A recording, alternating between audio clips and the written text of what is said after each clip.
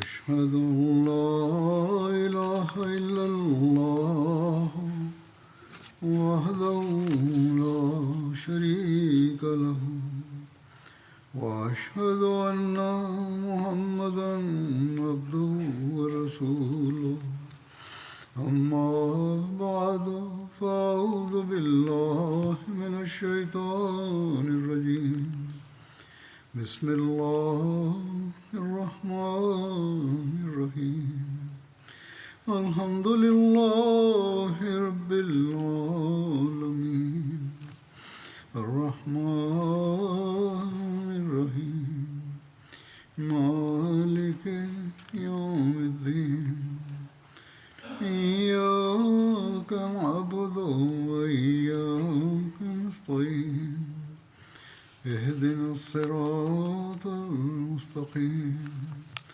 صراط الذين أنعمت عليهم غير المغضوب عليهم ولا الضالين.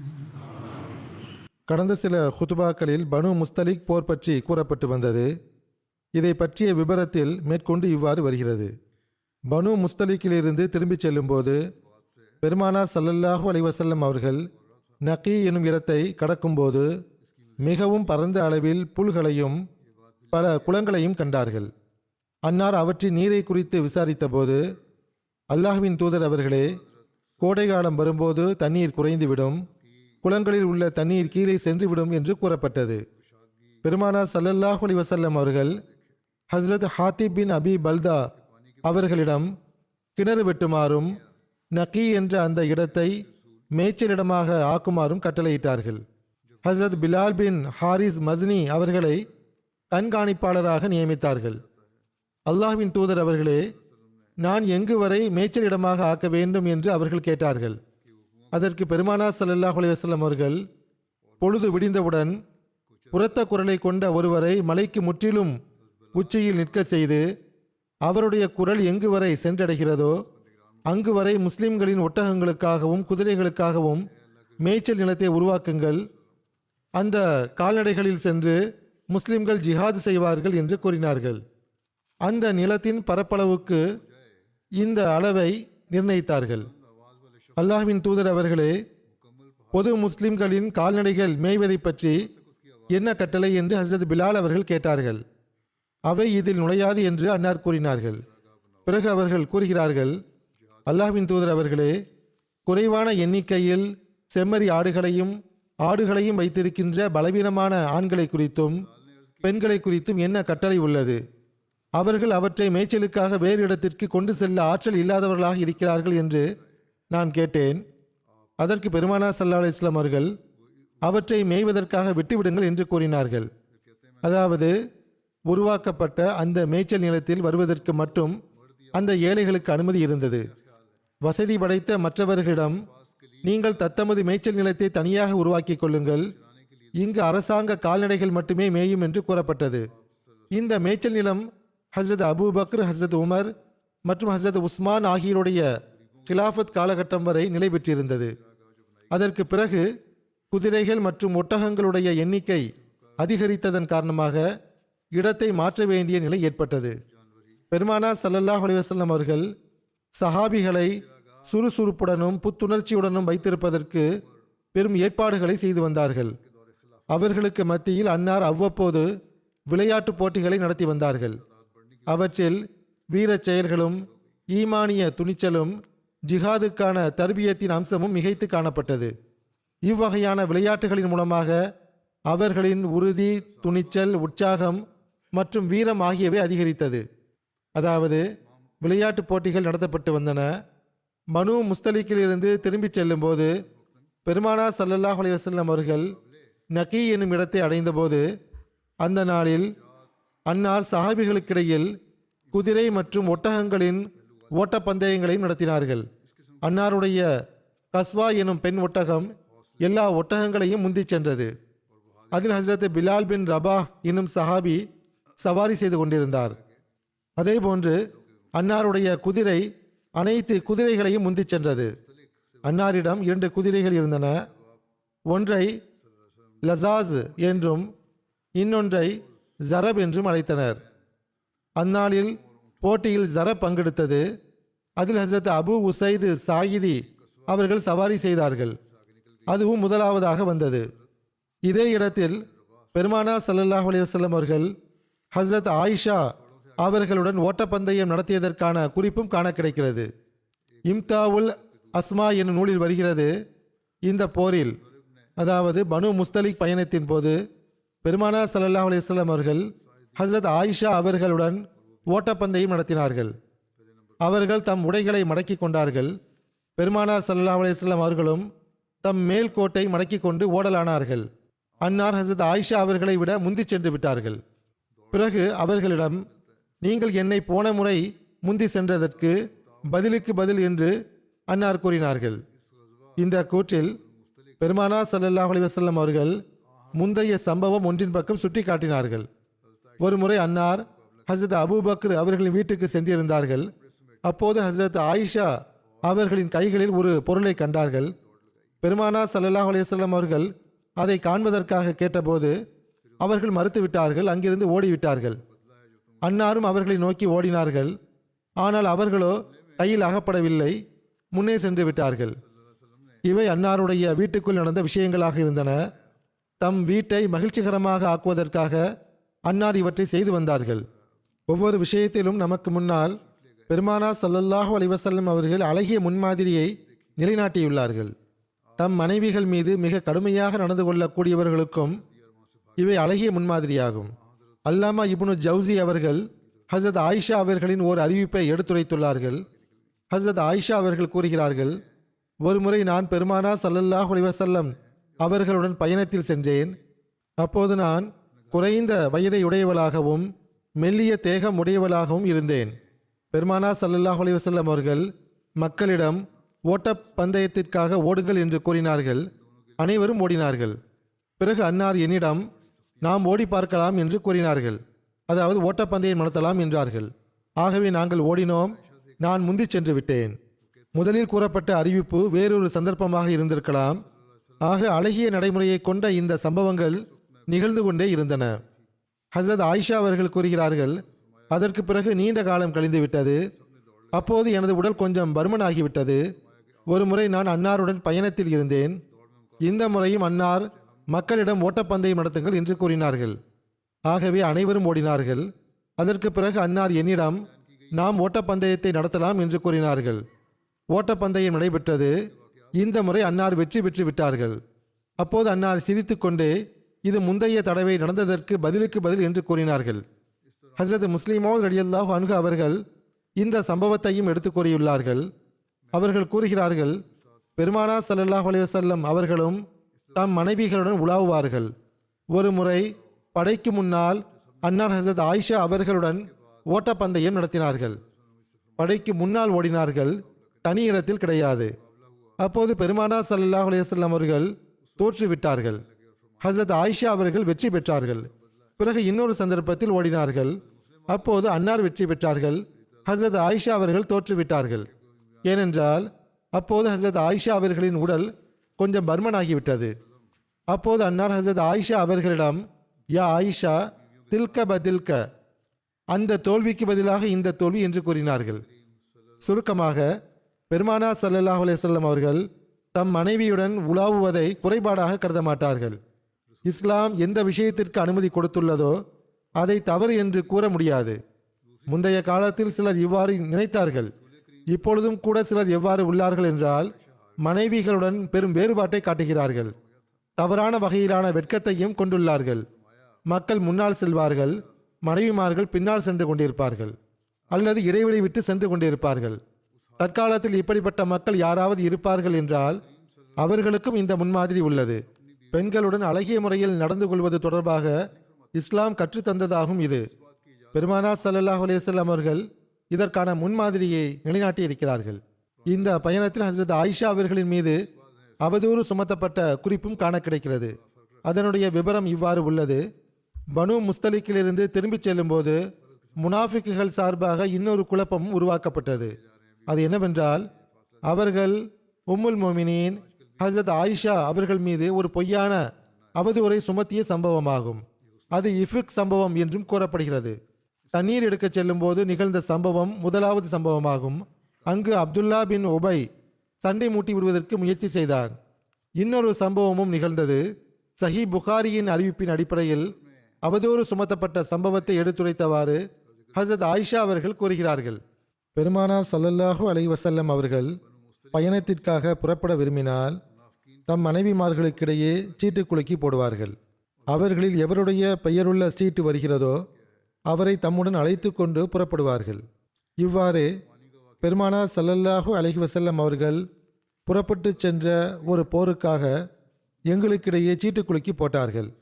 அதில் என்னுடைய பெயருள்ள சீட்டு வந்தது. எனவே நான் அன்னாருடன் புறப்பட்டு சென்றேன். இது பர்தாவின் சட்டம் அருளப்பட்ட பிறகு நடந்ததாகும். நான் என்னுடைய ஒட்டக பல்லக்கில் வைத்து சுமந்து செல்லப்பட்டும் அதில் இருக்கும் நிலையிலேயே கீழே இறக்கி வைக்கப்பட்டும் வந்தேன். இவ்வாறு நாங்கள் பயணம் செய்தோம்.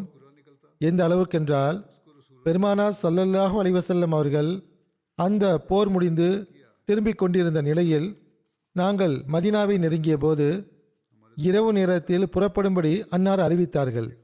புறப்பட வேண்டும் என அறிவித்தபோது நான் பல்லக்கில் இருந்து எழுந்து படையை கடந்து சென்றேன். அதாவது இயற்கை கடனை நிறைவேற்றுவதற்காக வெளியே சென்று விட்டார்கள்.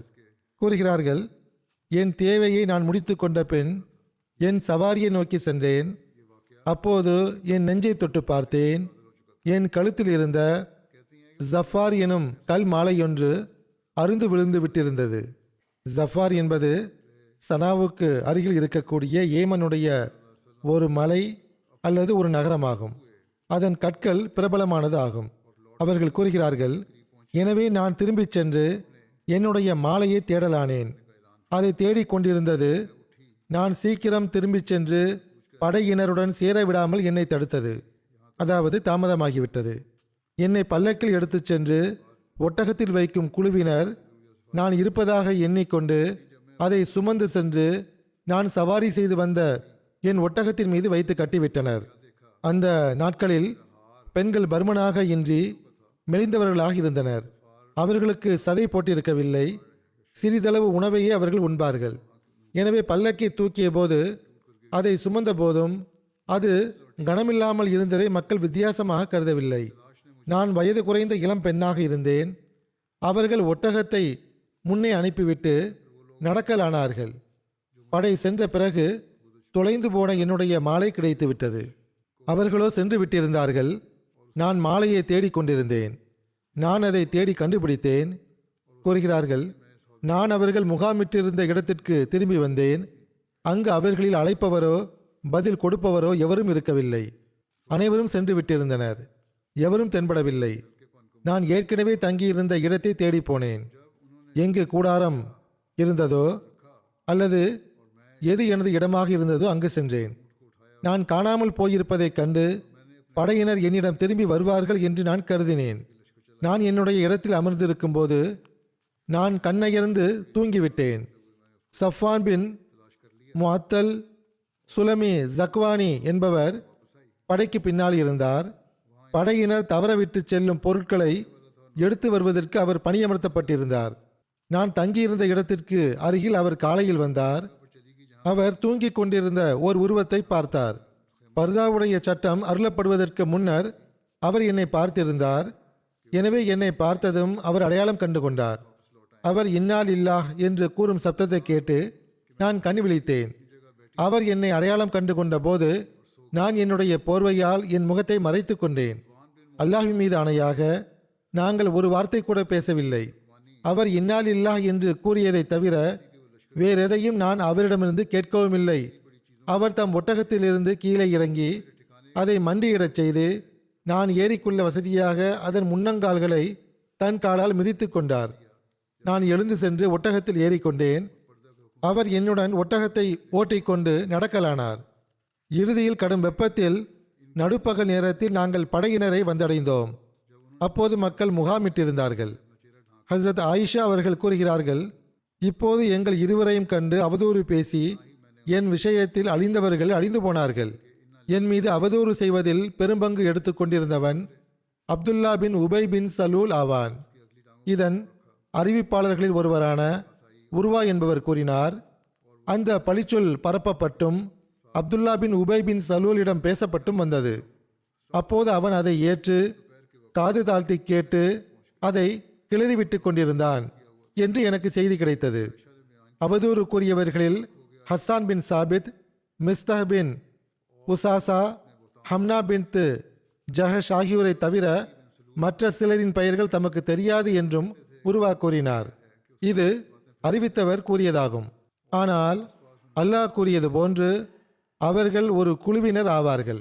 அதில் பெரும் பங்கெடுத்து கொண்டவன் அப்துல்லா பின் உபை பின் சலூல் ஆவான். தமக்கு முன்னால் ஹஸ்ஸான் அவர்கள் ஏசப்படுவதை ஹசரத் ஆயிஷா அவர்கள் விரும்பாதவர்களாக இருந்தார்கள். என் தந்தையும் அவருடைய தந்தையும், அதாவது என் தந்தையின் தந்தையும் என்னுடைய மானமும் உங்களுக்கு எதிராக முஹம்மது ஸல்லல்லாஹு அலைஹி வஸல்லம் அவர்களின் மானத்தை காக்கும் கேடயமாகும் என்று அந்த ஹஸ்ஸான் கூறியிருந்தார் என்று ஹசரத் ஆயிஷா அவர்கள் கூறுவார்கள்.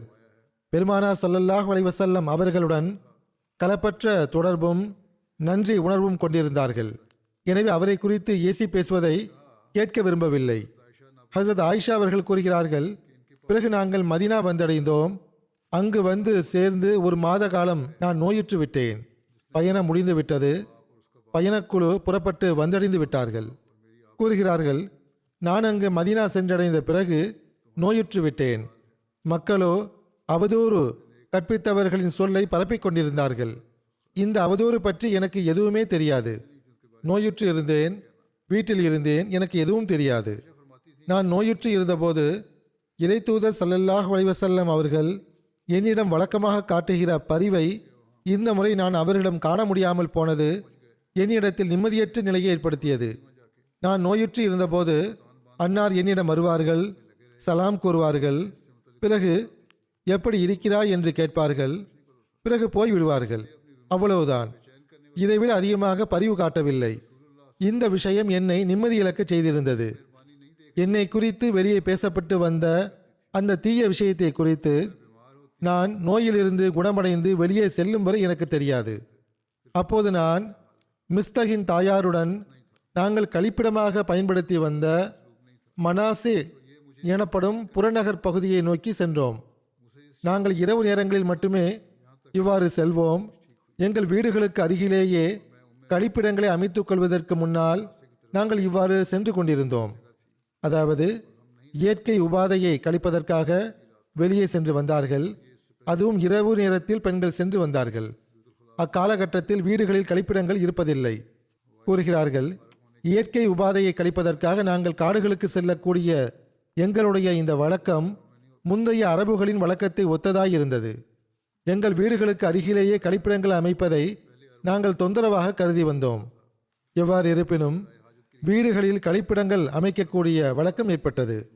தொடர்ந்து அவர்கள் கூறுகிறார்கள், நானும் உம்மு மிஸ்தகும் சென்றோம். அவர் அபு ருஹமி பின் முத்தலிப் பின் அப்து மனாஃப் அவர்களின் மகளாவார். ஹசரத் அபு பக்ர் அவர்களின் தாயின் சகோதரியான ஜஹ்ர் பின் ஆமிர் தான் உம்மு மிஸ்தகின் தாயாராவார். உம்மு மிஸ்தகின் மகன்தான் மிஸ்தஹ் பின் உசாசா பின் அப்பாத் பின் முத்தலிப் ஆவார். உம்மு மிஸ்தகும் நானும் எங்கள் இயற்கை தேவைகளை முடித்துக்கொண்டு என் வீடு நோக்கி திரும்பிக் கொண்டிருந்தோம். அப்போது உம்மு மிஸ்தஹ் தன் ஆடையில் இடறிக்கொண்டார். உடனே அவர் மிஸ்தஹ் நாசமாகட்டும் என்று தன் மகனை சபித்தவராக கூறினார். மிக மோசமான சொல்லை சொல்லிவிட்டீர், பதிலு போரில் பங்கெடுத்த ஒரு மனிதரையா ஏசுகிறீர் என்று நான் கேட்டேன். அதற்கு அவர், அப்பாவியே, அவர் என்ன கூறினார் என்று நீங்கள் கேள்விப்படவில்லையா என்று கேட்டார். என்ன கூறினார் என்று நான் வினவ, அவதூறு கற்பித்தவர்கள் சொன்னதை அவர் எனக்கு தெரிவித்தார். அதை கேட்டு என் நோய் இன்னும் அதிகரித்து விட்டது.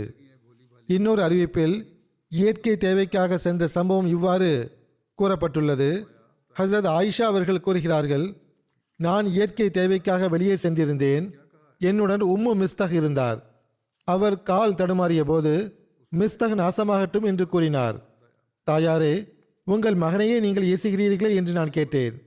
அதற்கு அவர் மௌனமாகிவிட்டார். பிறகு இரண்டாம் முறை கால் தடுக்கிய போது மிஸ்தக் நாசமாகட்டும் என்று கூறினார். அதற்கு நான், உங்கள் மகனை நீங்கள் ஏசுகிறீர்களே என்று கேட்டேன். பிறகு அவர் மூன்றாம் முறை கால் தடுக்கிய போது மிஸ்தக் நாசமாகட்டும் என்று கூறினார். அப்போது நான் அவர்களை அதட்டினேன். ஒருவேளை அவர்கள் இதை பற்றி நினைத்து கொண்டிருக்கும் போது கவனமற்ற நிலையில் கால் இடறி இருக்கலாம். எவ்வாறு இருப்பினும் நான் அவர்களை அதட்டிய போது அல்லாஹ்வின் மீது ஆணையாக நான் உங்கள் காரணமாகவே அவனை ஏசி பேசுகிறேன் என்று அவர் கூறினார். நான் அவனை ஏசி பேசுகிறேன் என்றால் அது உங்கள் காரணமாகவே பேசுகிறேன். அந்த விஷயங்கள் என் சிந்தனைகளில் வந்து விடுகின்றன என்று கூறினார்கள். என் காரணமாக ஏன் என்று நான் கேட்டேன். ஹசரத் ஆயிஷா அவர்கள் கூறுகிறார்கள், அவர்கள் என்னிடம் அனைத்து விஷயங்களையும் வெளிப்படையாக கூறினார்கள். இந்த விஷயங்கள் தான் பேசப்படுகின்றனவா என்று நான் கேட்டேன். ஆம், அல்லாஹ்வின் மீது ஆணையாக என்று அவர்கள் கூறினார்கள். நான் என் வீட்டுக்கு திரும்பி வந்தேன். எந்த தேவைக்காக நான் வெளியே சென்றேனோ அது கொஞ்சமாகவோ அல்லது அதிகமாகவோ அது முற்றிலும் இல்லாததை போன்று எனக்கு தோன்றியது.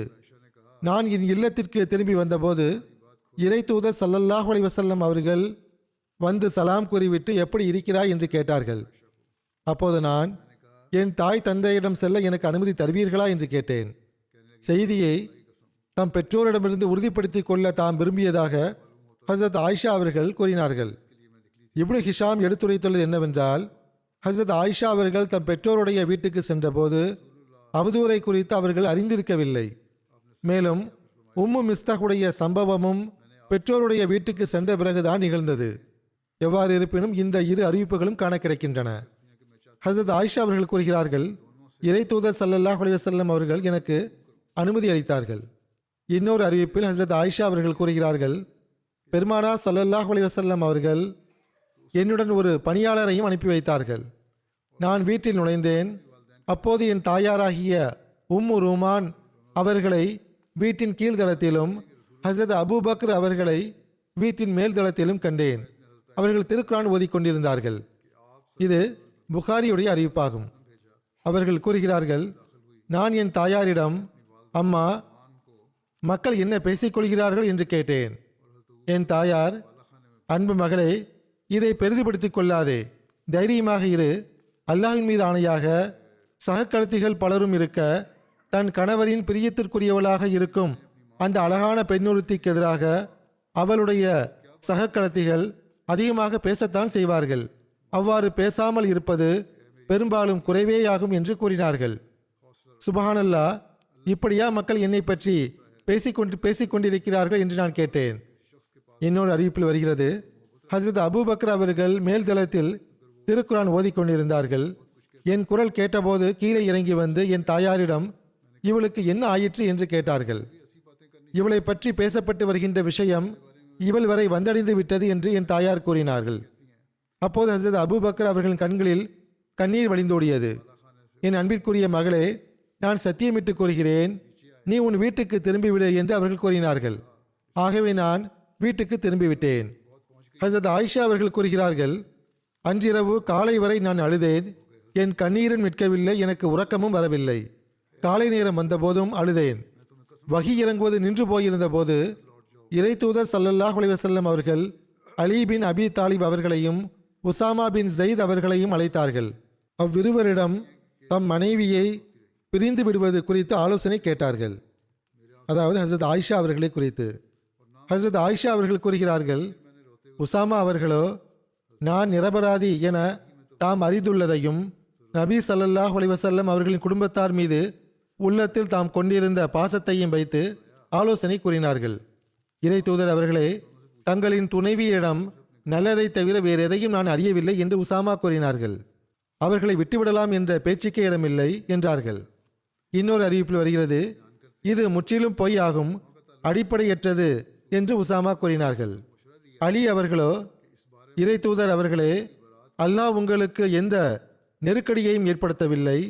ஆயிஷா அன்றி பெண்கள் நிறைய பேர் இருக்கின்றனர். பணிப்பெண்ணை கேளுங்கள், அவள் உங்களிடம் உண்மையை சொல்வாள் என்று கூறினார்கள். ஹசரத் அலி அவர்கள் கொஞ்சம் சந்தேகத்தை வெளிப்படுத்தியிருந்தார்கள். ஹசரத் ஆயிஷா அவர்கள் கூறுகிறார்கள், எனவே இறை தூதர் ஸல்லல்லாஹு அலைஹி வஸல்லம் அவர்கள் பரீராவை அழைத்தார்கள். பரீரா என்பவர் பணிப்பெண் ஆவார். பரீராவே, நீ ஆயிஷாவிடம் உனக்கு சந்தேகத்தை ஏற்படுத்தும் எதையாவது பார்த்திருக்கிறாயா என்று கேட்டார்கள். அதற்கு பரீரா, தங்களை சத்தியத்துடன் அனுப்பியவன் மீது ஆணையாக அவர் தம் வீட்டில் உள்ளவர்களுக்காக குழைத்த மாவை அப்படியே போட்டுவிட்டு உறங்கி போய்விடுவார். வீட்டில் உள்ள ஆடு வந்து அதை தின்றுவிடும். அதாவது ஆழ்ந்த தூக்கம் இருக்கும், கொஞ்சம் கவனக்குறைவு இருக்கும், இதை தவிர வேறு எந்த தீமையும் இல்லை என்றார். இன்னொரு அறிவிப்பில் வருகிறது, பெருமானா ஸல்லல்லாஹு அலைஹி வஸல்லம் அவர்களின் சஹாபிகளில் ஒருவர் அந்த பணிப்பெண்ணை அதட்டியவாறு, இறை தூதர் ஸல்லல்லாஹு அலைஹி வஸல்லம் அவர்களிடம் உண்மையை கூறு என்று கூறினார். எந்த அளவுக்கென்றால் அம்மக்கள் அதை குறித்து அவளிடம் துருவி துருவி விசாரித்தனர். அதற்கு அவள், அல்லாஹ் தூய்மையானவன் ஆவான், அல்லாஹ்வின் மீது ஆணையாக பொற்கொள்ளர் களப்பற்ற தூய தங்கத்தை பற்றி எந்த அளவுக்கு அறிவாரோ அதே அளவுக்கு நான் அவர்களை பற்றி அறிவேன். எப்பொழுதும் நான் அவர்களிடம் நன்மையை மட்டுமே கண்டுள்ளேன் என்று கூறினாள். ஓர் அறிவிப்பில் வருகிறது, பெருமானா ஸல்லல்லாஹு அலைஹி வஸல்லம் அவர்கள் உம்மு ஐமன் அவர்களிடமும் ஹஸரத் ஆயிஷா அவர்களை குறித்து விசாரித்தார்கள். அதற்கு அவர்கள், நான் என் காதுகளையும் கண்களையும் காப்பாற்றி வைத்துள்ளேன். நான் ஆயிஷாவை குறித்து எப்போதும் நல்லெண்ணம் கொண்டுள்ளேன், நல்ல விஷயங்களை மட்டும் அறிவேன் என்று கூறினார்கள். ஹஸரத் ஆயிஷா அவர்கள் அறிவிக்கிறார்கள், பெருமானா ஸல்லல்லாஹு அலைஹி வஸல்லம் அவர்கள் தம் தூய மனைவியாகிய ஹஸரத் ஸைனப் பின்த் ஜஹஷ் அவர்களிடமும் என்னை குறித்து கேட்டிருந்தார்கள். அன்னார் ஹஸரத் ஸைனப் அவர்களிடம், பேசப்படுகின்ற விஷயங்களை குறித்து நீங்கள் ஏதாவது அறிவீர்களா அல்லது அதை குறித்து நீங்கள் என்ன நினைக்கிறீர்கள் என்று கேட்டார்கள். அதற்கு ஹஸரத் ஸைனப் அவர்கள், அல்லாஹ்வின் தூதர் அவர்களே, நான் எனது காதுகளையும் கண்களையும் பாதுகாத்து வைத்துள்ளேன். நான் மிக்க உணர்வுடன் உள்ளேன். என்னுடைய அனைத்தும் நலமுடன் உள்ளன. என் கண்களும் நலமாக உள்ளன, என் காதுகளும் நலமாக உள்ளன. அல்லாஹ்வின் மீது ஆணையாக நன்மையை தவிர வேறு எதுவும் எனக்கு தெரியாது. நான் அவர்களிடத்தில் நன்மையை மட்டுமே கண்டுள்ளேன் என்று கூறினார்கள். ஹஸரத் ஆயிஷா அவர்கள் கூறுகிறார்கள், பெருமானா ஸல்லல்லாஹு அலைஹி வஸல்லம் அவர்களின் மனைவிகளுள் என்னுடன் போட்டி போடக்கூடியவராக இவர், அதாவது ஸைனப் இருந்தார். ஆனால் இறையச்சத்தின் காரணமாக அல்லாஹ் அவரை பாதுகாத்தான். அவர் தவறாக எதுவும் பேசவில்லை. அவருடைய சகோதரி ஹம்னா அவருக்காக என்னுடன் சண்டையிட்டு வந்தாள். அவதூறு பேசி அழிந்து போனவர்களுடன் இவளும் அழிந்து போனாள். அதாவது அவளுடைய முடிவு நல்லதாக இல்லை. ஹஸரத் ஆயிஷா அவர்கள் கூறினார்கள், அல்லாஹ்வின் மீது ஆணையாக எவரை குறித்து அந்த பழிச்சொல் கூறப்பட்டதோ அந்த மனிதர், அதாவது சஃப்வான் பின் முஅத்தல், சுப்ஹானல்லாஹ், என்னுடைய உயிர் எவன் கையில் உள்ளதோ அவன் மீது சத்தியமாக நான் ஒருபோதும் எந்த பெண்ணின் மறைவிடத்தையும் திறந்ததில்லை என்று அவர் கூறினார். அதாவது ஒருபோதும் எந்த ஒரு பெண்ணுடனும் தொடர்பு வைத்திருக்கவில்லை என்றார். ஹஸரத் ஆயிஷா அவர்கள் கூறுகிறார்கள், அதன் பிறகு அவர் இறைவழியில் ஷஹீதாகிவிட்டார். அதாவது அவர் எப்படிப்பட்ட நல்ல மனிதராக இருந்தார் என்றால் ஷஹாதத் என்னும் அந்தஸ்தை அடைந்தார். அல்லாமா இப்னு இஸ்ஹாக் கூறுகிறார்கள், ஹஸரத் Abu Ayyub Khalid bin Zaid Ansari அவர்களின் மனைவி உம்மு அய்யூப் தம் கணவரிடம், அபு அய்யூபே, ஆயிஷாவை குறித்து மக்கள் என்ன பேசுகிறார்கள் என்று நீங்கள் அறிவீர்களா என்று கேட்டார்கள். அதற்கு அபு அய்யூப், ஆம், நான் கேட்டேன், அவை அனைத்தும் பொய் ஆகும். உம்மு அய்யூபே, நீங்கள் இவ்வாறான செயலை செய்வீர்களா என்று கேட்டார்கள். இறைவன் மீது ஆணையாக நான் இவ்வாறான செயலை செய்ய மாட்டேன் என்று உம்மு அய்யூப் கூறினார்கள். அப்படி என்றால் ஆயிஷா உம்மை விட எவ்வளவோ மேன்மையானவரும் சிறந்தவரும் ஆவார். அவர் இத்தகைய செயலை எப்படி செய்திருக்க முடியும் என்று அபு அய்யூப் கேட்டார். சஹி புகாரியில் வருகிறது, அந்த சந்தர்ப்பத்தில் அன்சாரி நபர் ஒருவர், அல்லாஹ்வே, நீ தூயவன் ஆவாய், இந்த விஷயத்தை மேற்கொண்டு கூறிக்கொண்டு இருப்பது எங்கள் வேலையல்ல. இறைவா, நீ தூயவனாவாய், இது மிக பெரும் அவதூறாகும் என்று கூறினார். இதுவும் புகாரியுடைய அறிவிப்பாகும். புகாரியின் விரிவுரையாளரான அல்லாமா இப்னு ஜஹர் கூறுகிறார்கள், இந்த விஷயத்தை அபு அய்யூப் அன்சாரி அவர்கள் கூறினார்கள். மேலும் ஹஸரத் உபை பின் காப் அவர்களிடமிருந்து இவ்வாறு அறிவிக்கப்படுகிறது, இவ்விஷயத்தை அவர்கள் தம் மனைவியான ஹஸரத் உம்மு துஃபைலிடம் கூறியிருந்தார்கள். ஹஸரத் ஆயிஷா அவர்கள் கூறுகிறார்கள், அன்றே இறை தூதர் ஸல்லல்லாஹு அலைஹி வஸல்லம் அவர்கள் உரை மேடையில் ஏறி நின்று அப்துல்லா பின் உபையை குறித்து அதிருப்தியை வெளிப்படுத்தியிருந்தார்கள். அன்னார் உரை மேடையில் இருந்தவாறு, முஸ்லிம்களின் ஜமாத்தே, என் வீட்டார் விஷயத்தில் எனக்கு மனவேதனை அளித்த ஒரு மனிதனின் விஷயத்தில் எனக்கு உதவி புரிபவர் யார்? அல்லாஹ்வின் மீது ஆணையாக என் வீட்டாரிடம் நான் நல்லதை மட்டுமே அறிவேன். அவர்கள் எப்படிப்பட்ட ஒரு மனிதரை குறித்து கூறியுள்ளனர் என்றால் அவரை பற்றி நல்லதையே அறிவேன் என்று கூறினார்கள். அதாவது சஃப்வான் பின் முஅத்தல் அவர்களை குறித்து. பெருமானா ஸல்லல்லாஹு அலைஹி வஸல்லம் அவர்கள் ஆண் நபரை குறித்தும், நான் அந்த நபரிடம் நன்மையை கண்டுள்ளேன், என்னோடு தான் அவர் என் வீட்டாரிடம் வந்திருக்கிறார். அவர் என்னுடன் வந்திராத எந்த பயணத்திலும் நான் சென்றதில்லை என்று கூறினார்கள். ஹசரத் ஆயிஷா அவர்கள் கூறுகிறார்கள், உடனே பனு அப்துல் அஷ்கல் கூட்டத்தைச் சார்ந்த சாத் பின் முஆஸ் அவர்கள் எழுந்து நின்றார்கள். சிலரை பொறுத்தவரையில் ஹசரத் உசைத் பின் ஹுசைர் ஆவார்கள். எழுந்து நின்று, அல்லாஹ்வின் தூதர் அவர்களே, நான் தங்களை காப்பாற்றுவேன் என்று கூறினார்கள். பெருமானார் ஸல்லல்லாஹு அலைஹி வஸல்லம் அவர்கள் தம் மனவேதனையை மக்களுக்கு முன் வெளிப்படுத்திய போது இவர்கள் எழுந்து நின்று, தவறான அவதூறு மற்றும் தங்கள் வீட்டினர் விஷயத்தில் தங்களுக்கு கொடுக்கப்படுகின்ற துன்பம் ஆகியவற்றிலிருந்து நான் தங்களை காப்பாற்றுவேன். அவன் ஹவுஸ் குலத்தைச் சேர்ந்தவனாக இருந்தால் நாங்கள் அவனுடைய கழுத்தை துண்டித்து விடுவோம். எங்கள் சகோதரர்களான ஹஸ்ரஜ் குலத்தைச் சேர்ந்தவனாக அவன் இருந்தால் தாங்கள் எங்களுக்கு என்ன உத்தரவிடுகிறீர்களோ அவ்வாறே தங்கள் உத்தரவை நாங்கள் நிறைவேற்றுகிறோம் என்று கூறினார்கள். ஹசரத் ஆயிஷா அவர்கள் கூறுகிறார்கள், ஹஸ்ரஜ் குலத்தைச் சேர்ந்த ஒருவர் எழுந்தார். அவர் ஹஸ்ரஜ் குலத்தின் தலைவரான சாத் பின் உபாதா ஆவார்கள். ஹஸ்ஸான் அவர்களின் தாயார் இவருடைய கிளை கோத்திரத்தின் மூலம் இவருக்கு தந்தை வழி சகோதரியாக இருந்தார். இவர் ஹஸ்ரஜ் கோத்திரத்தின் தலைவராக இருந்தார். அதற்கு முன் இவர் நல்ல மனிதராகத்தான் இருந்தார். ஆயினும் குல அவமதிப்பு அவரை தூண்டிவிட்டது.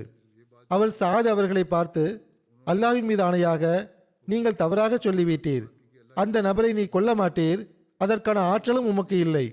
அந்த நபர் உம்முடைய குலத்தைச் சேர்ந்தவனாக இருந்தால் அவன் கொல்லப்படுவதை நீர் விரும்ப மாட்டீர் என்று சாதுக்கு எதிராக கூறினார். உடனே உசைத் பின் ஹுசைர் எழுந்து நின்றார். இவர்கள் சாத் அவர்களின் தந்தையின் சகோதரர் மகனாவார். அவர்கள் சாத் பின் உபாதா அவர்களிடம், நீர்தாம் தவறாக பேசினீர். அல்லாஹ்வின் மீது ஆணையாக அவனை நாங்கள் கொன்றே தீருவோம். நீர் ஒரு நயவஞ்சகர், நயவஞ்சகரின் சார்பாக வாதிடுகிறீர் என்று கூறினார்கள். ஹசரத் ஆயிஷா அவர்கள் கூறுகிறார்கள், இந்த விஷயத்தில் சஹாபிகளுக்கிடையில் சண்டை ஆரம்பித்தது. இறை தூதர் ஸல்லல்லாஹு அலைஹி வஸல்லம் அவர்கள் மேடை மீது நின்று கொண்டிருக்க அவுஸ் ஹஸ்ரஜ் ஆகிய இரண்டு குலத்தாரும் ஒருவர் மற்றவர் மீது பாய்ந்து சண்டையிட தயாராகிவிட்டனர். பெருமானார் ஸல்லல்லாஹு அலைஹி வஸல்லம் அவர்கள் அம்மக்கள் மௌனமாகும் வரை அவர்களை அமைதிப்படுத்தினார்கள். பிறகு தாமும் மௌனமானார்கள். ஹசரத் ஆயிஷா அவர்கள் கூறுகிறார்கள், அன்றைய நாள் முழுவதும் நான் அழுது கொண்டிருந்தேன். என் கண்ணீரும் நிற்கவில்லை, எனக்கு உறக்கமும் வரவில்லை. என் தாய் தந்தையரும் என் அருகே இருந்தனர். நானோ 2 இரவுகளும் ஒரு பகலும் அழுதிருந்தேன். என் கண்ணீரும் நிற்கவில்லை, எனக்கு உறக்கமும் வரவில்லை. எந்த அளவுக்கென்றால் இந்த அழுகை என் ஈரலை பிளந்து விடுமோ என்று நான் எண்ணினேன்.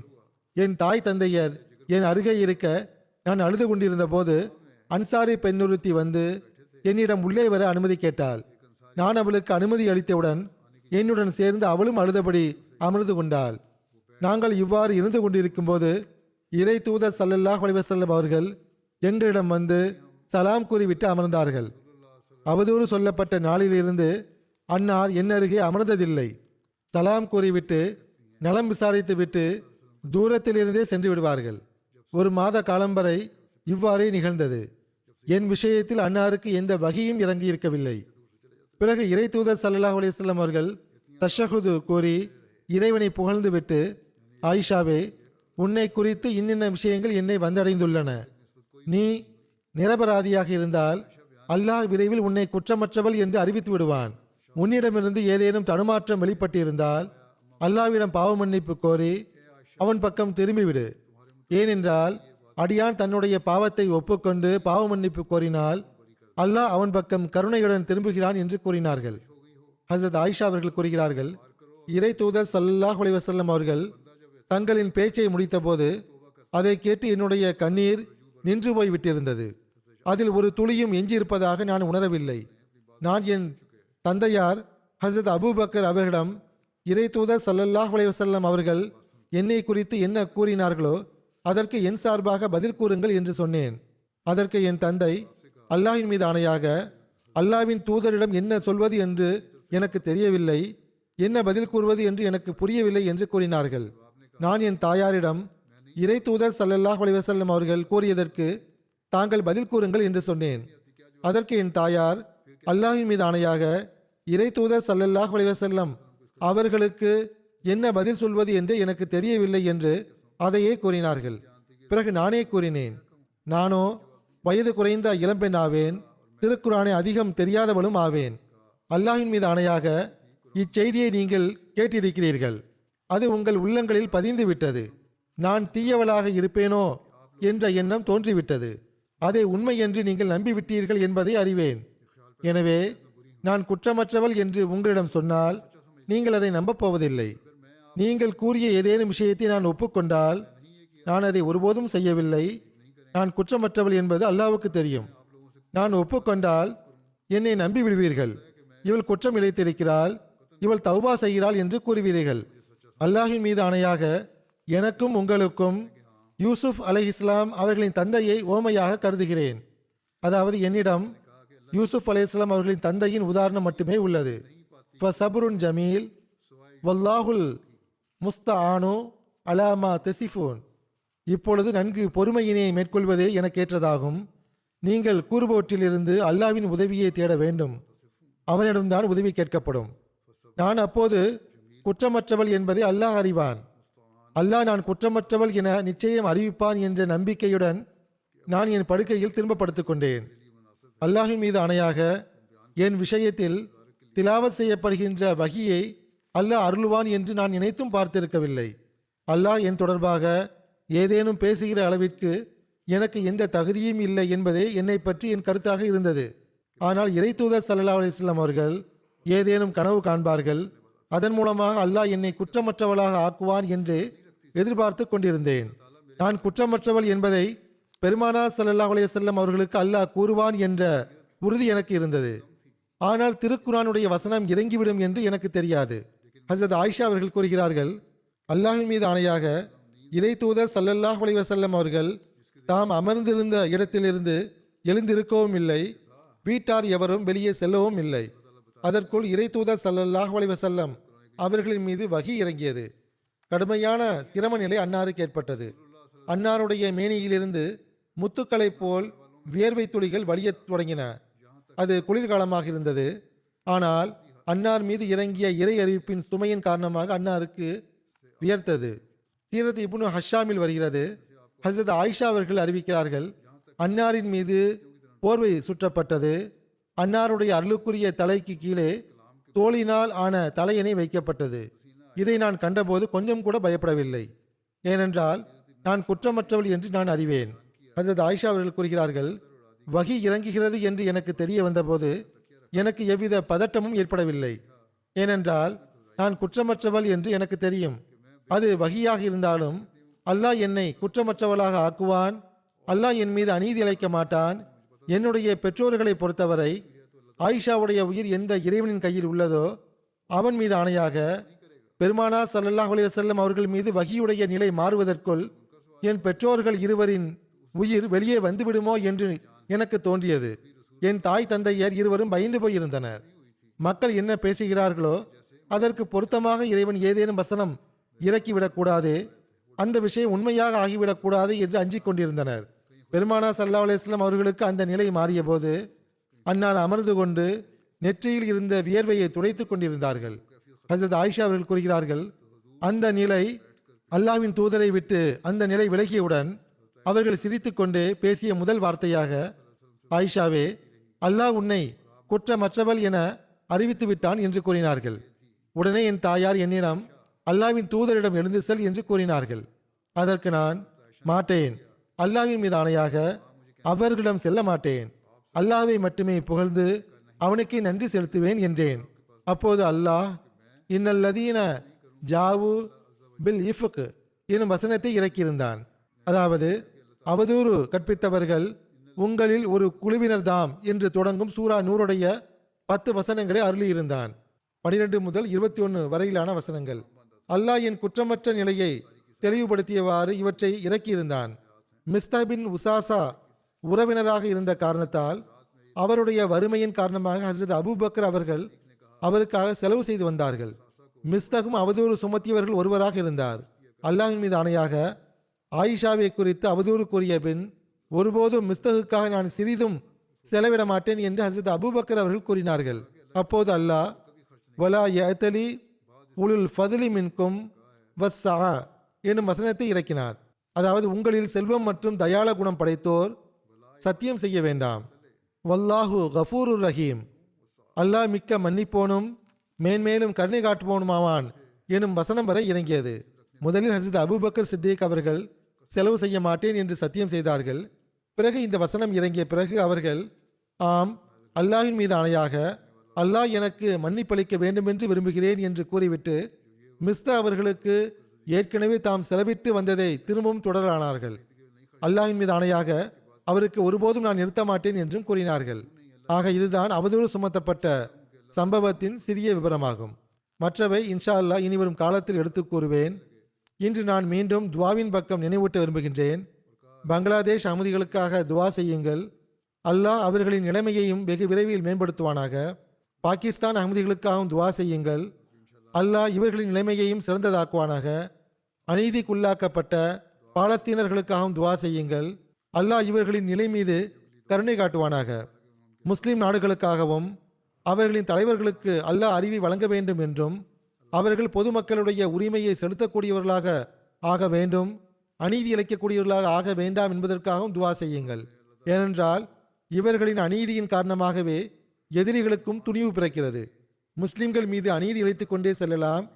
ஏனென்றால் இவர்களே உரிமையை செலுத்தாதவர்களாக இருக்கும்போது நம்மிடமிருந்து எவ்வாறு உரிமையை கேட்பார்கள் என்று அவர்களுக்கு தெரிந்துள்ளது.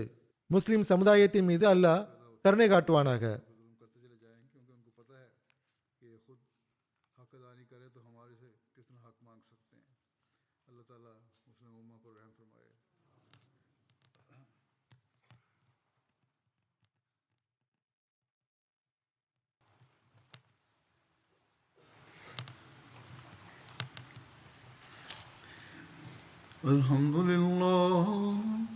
الحمد لله نحمده ونستعينه ونستغفره ونؤمن به ونتوكل عليه ونعوذ بالله من شرور أنفسنا ومن سيئات أعمالنا من يهده الله فلا مضل له ومن يضلل فلا هادي له ونشهد أن لا إله إلا الله ونشهد أن محمدا عبده ورسوله عباد الله رحمكم الله إن الله يأمر بالعدل والإحسان وإيتاء ذي القربى وينهى عن الفحشاء والمنكر والبغي يعظكم لعلكم تذكرون اذكروا الله يذكركم وادعوه يستجب لكم ولذكر الله أكبر.